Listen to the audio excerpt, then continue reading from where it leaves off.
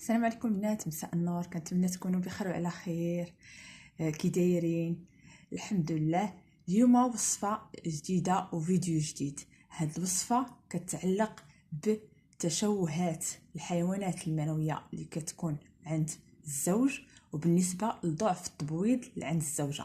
ولكن قبل ما نطرقوا ونمشيو لطريقه الوصفه المكونات ديالها ونشرح لكم كيفاش غادي تناولوها، كنطلب منكم اللي مازال ما اشتركتش في القناه ديالي تشترك وتفعل الجرس باش يوصلها اي جديد. وبطبيعه الحال الى عجبها الفيديو دير لايك، واي تعليق مرحبا، واي استفسار مرحبا بكم.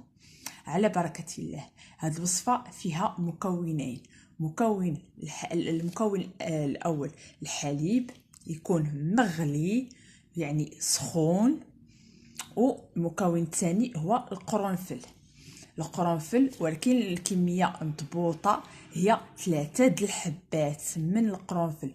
يعني 3 د الحبات من القرنفل، يعني 1 2 3، لا زياده فيها ولا نقصان. اللي بغاو يطحنوها، يعني الا طحنات غادي تهزوا الرويس ديال معلقه صغيره، مطحونه من القرنفل مع كأس كبير، يعني هذا القد ديال الحليب مغلي.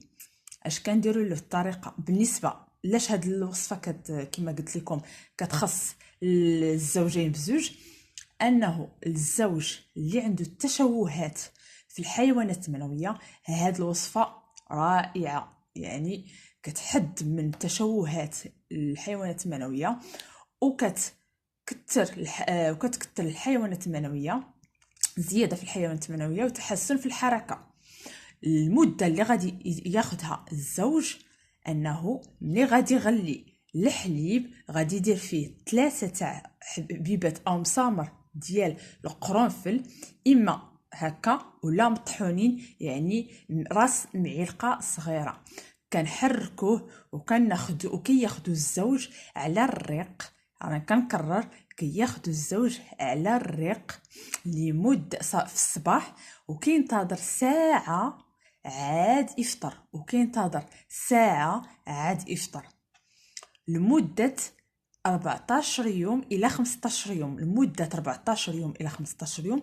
وكنصح ان الزوج يسبق بهاد الوصفه قبل ما تجي الدوره للزوجه، باش انه يتحسن الحيوانات المنويه المشوهه تحد منها وتحسن الحركه. يعني انه نلقاو الزوج واجد، السائل المنوي نلقاوه انه تحسنات فيه الحيوانات المنويه، تحيدات المشوهه، وزادت الكميه تاع الحيوانات المنويه السليمه.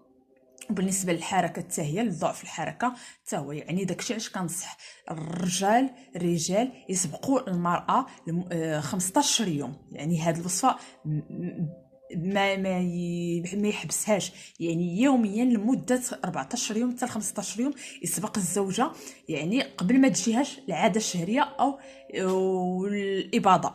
يعني نلقاو الزوج الحمد لله راه سبقها.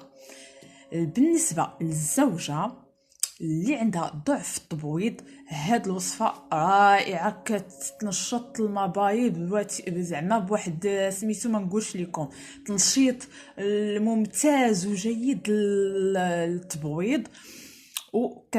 طريقه الاستعمال ديالها هي نفس الشيء. كنديروا كأس من الحليب مغلي، انا كنكررها مغلي، مع 3 تاع الحبات ديال القرنفل او مطحون القرنفل، رويس ديال المعلقه مطحون، وكنحركوه وكنتسنى الا كان مطحون راه كنتسناو حتى يهبط وتيطلق سميتو كيطلق القرنفل الفوائد ديالو. وعاد كتشربوا المرأة على الريق، يعني ابتداء من الخامس يوم من الدورة الشهرية، إلى اليوم 12 من الدورة الشهرية، وكتحبسها. يعني كتعطي لها تبويض ممتاز وجيد للمرأة.